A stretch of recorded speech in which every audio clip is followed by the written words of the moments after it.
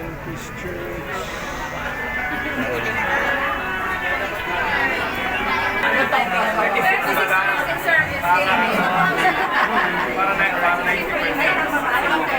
Let us hear the meditational song of Miss Kiara De La Roca. This is the day.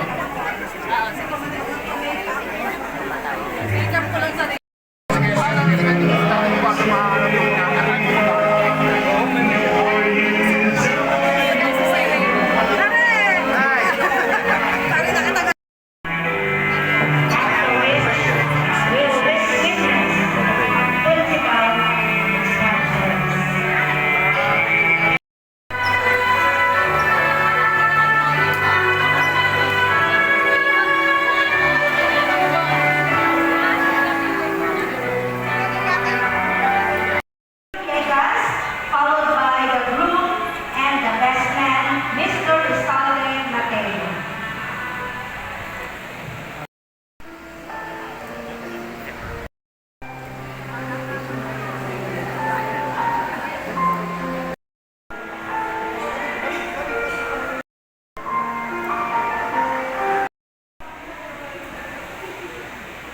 Alam ko, excited po ang bawat isa at maligaya ngayon ay sasaksihan ang isang espesyal na kaganapan sa buhay ng dalawa nating kapatid, si Brian at saka si Marie. Sila po'y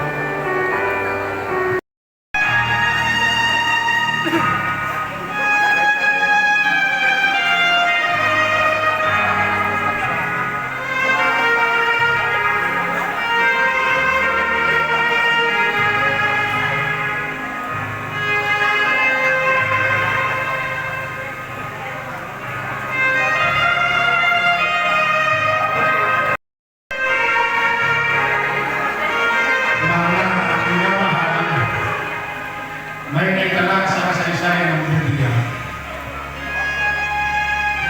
Si Isaac, noong siya'y magkakaroon ng isang kasama niya sa buhay, inalasan ni Abraham si Eliezer na maghanap ng magiging kasama niya.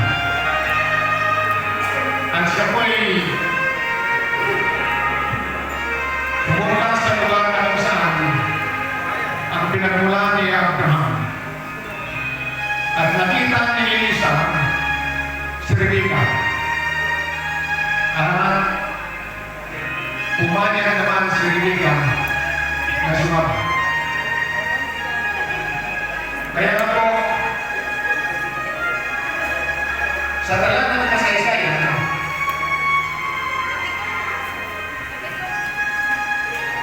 bago mangyari kay Elisa ay tinanong ni ng kanyang angkel, si Rebecca kung siya ba ay papayag na sumama kay Elisa para maging asawa ni Isaac.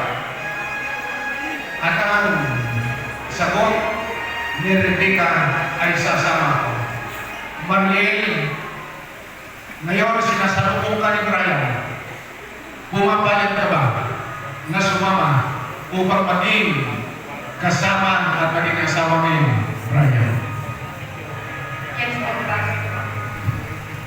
Sino ang nagpapahintol kay Mariel na sumama sa pakitas pa pa rin kay Ibo, Mr. Luis na siguran. Brian, bakit na ulit?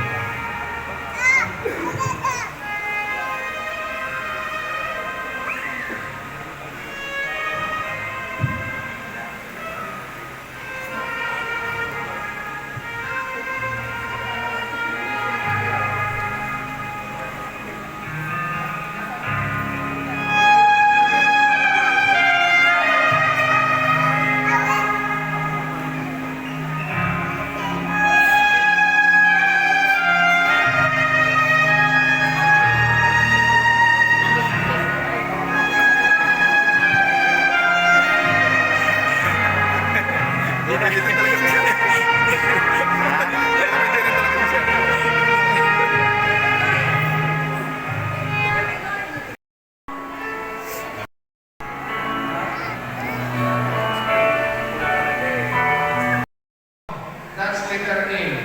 Then another L, lead each other toward heaven. Akayin ang isa't isa patungo sa langit. Lord, thank you. Ito po yung dahilan ng lahat ng bagay na nangyayari ngayon sa amin. Lord, maraming salamat. Kasi dumating na rin yung araw na pinakahintay namin ni Maria. Dati, akala ko hindi na mangyayari ito. Pero, iba talaga pag si Lord na nagplano. Maraming salamat po.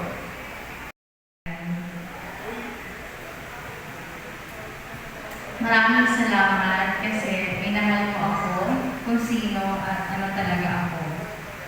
Habang nakatayo ako rito ngayon, umaapaw ang saya sa puso ko kapag naiisip ko kung paano tayo napunta sa moment na to. Ang dami nating pinagdaanan, may tawa, may iyak, may mga panalo, may mga pagsubok din. Pero sa bawat hakbang, mas lalo lang kitang minamahal sa paraang hindi ko akalain posible. Hindi pa rin na maging malakas ang loob at ipagpatuloy ang panliligaw sa akin. Saludo ako sa iyo, Dave. Hindi ka natakot na mabasted, kaya ikaw ang pinili ko. At ang pinaka na-appreciate ko sa iyo ay yung talagang hindi ka sumuko sa relasyon natin kahit sa punto na may mga punto or times na gusto ko na rin bumitaw. Ikaw ang naging matatag para sa ating dalawa. At syempre, nagpapasalamat ako dahil ang Diyos ang naging sentro at pundasyon ng pagmamahalan natin. Sa Kanya natin kinuha ang lakas sa bawat bagyong dumarating. Sa basketball kaysa sa akin. Pero, syempre, bilang magiging asawa mo, susuportahan kita. Basta tandaan mo, ako ang permanenteng MVP ng buhay mo at bawal ang substitution. Bawal ha? Ipinapangako ko rin na susuportahan kita sa mga pangarap mo at dadamayan kita sa mga lungkot at saya sa buhay mo. Alam ko namang mas malakas tayo kapag magkasama.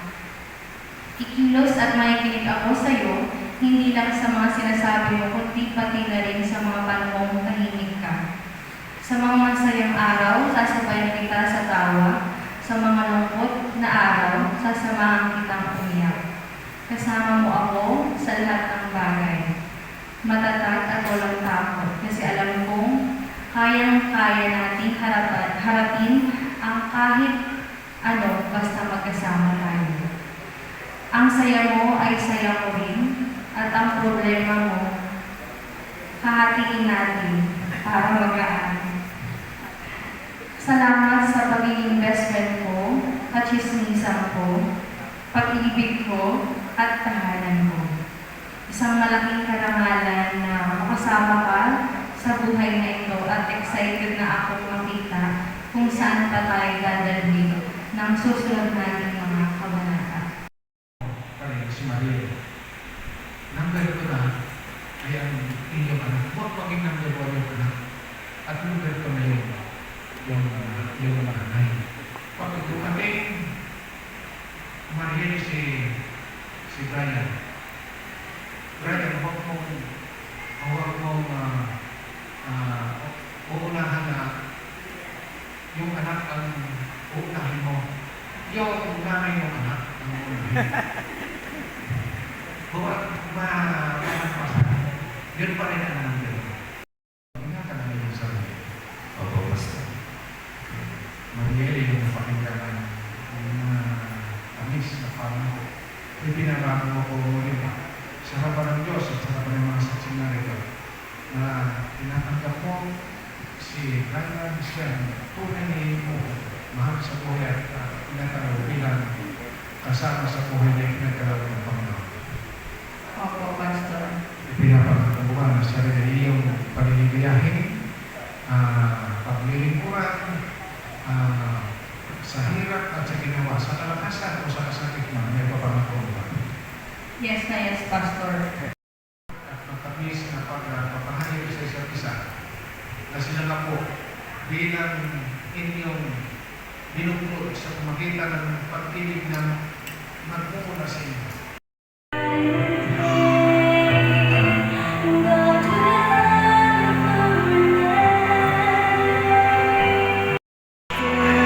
Next is Brother Francisco Dizon.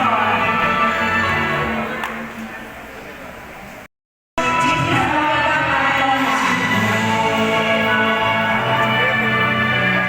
Mr. Jose Cardona and Lola Paton. At hindi mo na mag-basketball ay walang kapuntik ka sa Mariel. Okay? Mariel, tingnan mo rin si Brian. Walang ibang lalaking ibinigay sa iyo Panginoon kundi siya. Laging mo gamitin ang Brian na ito. Ang mukha niya, lagi mo pananabikan. Umaga, tanghali, at sa paggabi, wala nang iba. Okay? Ngayon ay sapagkat kayo'y kasalan, aming masasaksihan ngayon ang kauna-unahang halik na ligay. Hindi ko alam kung ang practice ito. Pero aking saksi ng konti ako ay nakalis dito kasi paano na yun. So, ipapabay ka sa na nagbigay ako dito ng instruction sa lugar kung papaano.